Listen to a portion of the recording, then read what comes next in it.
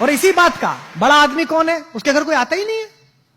सुबह बाई घंटी बजाती है, शाम को दूध वाला, बीच में कोई आता ही नहीं है।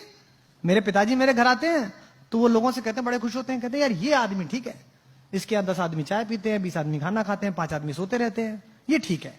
मैं जोशी जी से असहमत हूं जो कह रहे हैं कि पहले शिक्षा लाइए।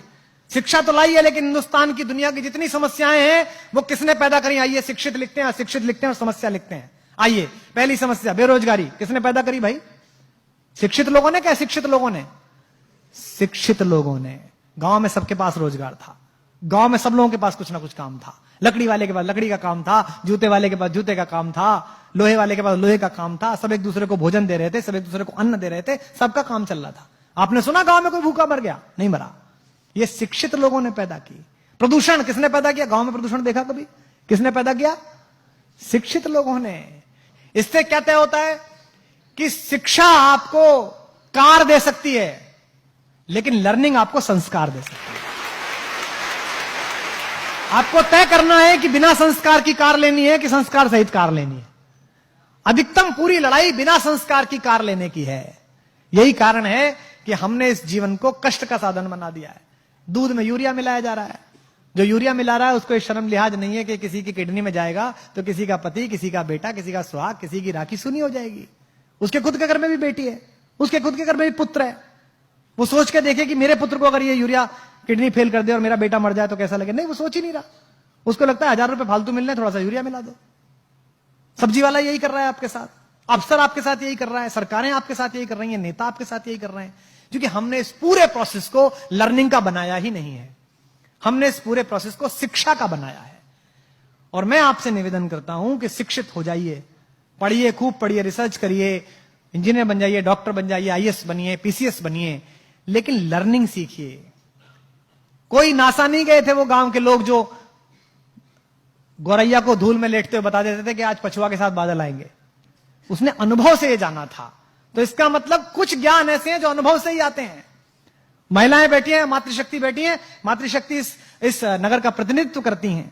लोग कहते हैं ना बच्चा पैदा हुआ, बच्चा पैदा नहीं हुआ, बच्चे के साथ एक और चीज पैदा हुई, मां पैदा हुई।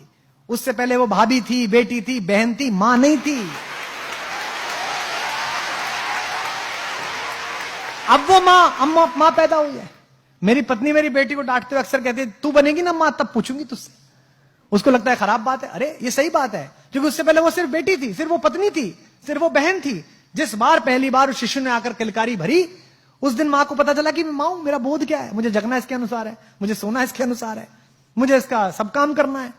उस दिन से उसका बोध पैदा हुआ। तो जैसे आप ज्ञान के साथ यात्रा करते हैं, आपके मन में नई जिज्ञासा पैदा होती है, तो यकीन मानिए आप भी पैदा होते हैं, साथ साथ आप भी नए तरीके से पैदा होते हैं। जब आप कोई चीज पढ़ते हैं और आपको एकदम चेतना आती है कि यार क्या अद्भुत बात पढ़ी, तो ये मानिए कि थोड़ा सा जन्म आपका हुआ है। अब आपको तय करना है कि आपको अधूरा पैदा होना है कि पूरा पैदा होना है। आपको विकल दिव्य अंगों के साथ पैदा होना है कि संपूर्ण सुशोभित शरीर के साथ पैदा होना है।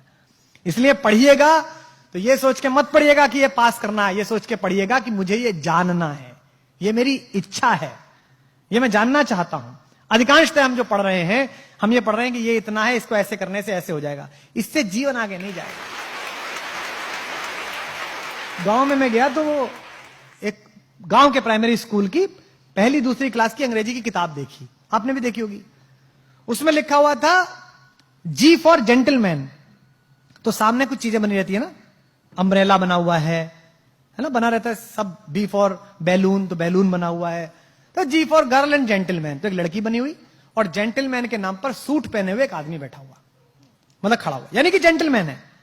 जिसने सूट पहना वो जेंटलमैन है। तो गांव के उस बच्चे को यह लगता होगा कि ये जो धोती कुर्ते में मेरा बाप है,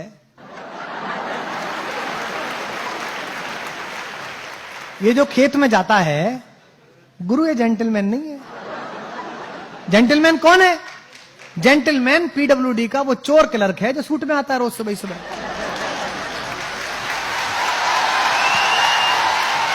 यही तो हुआ।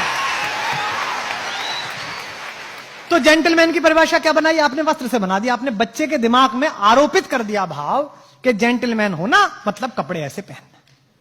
हमारी भी ब्रांड की टीम लोग कहते हैं कि ये क्या पहन लेते हो आप, आज ही कह रहा था ये क्या पहन लिया।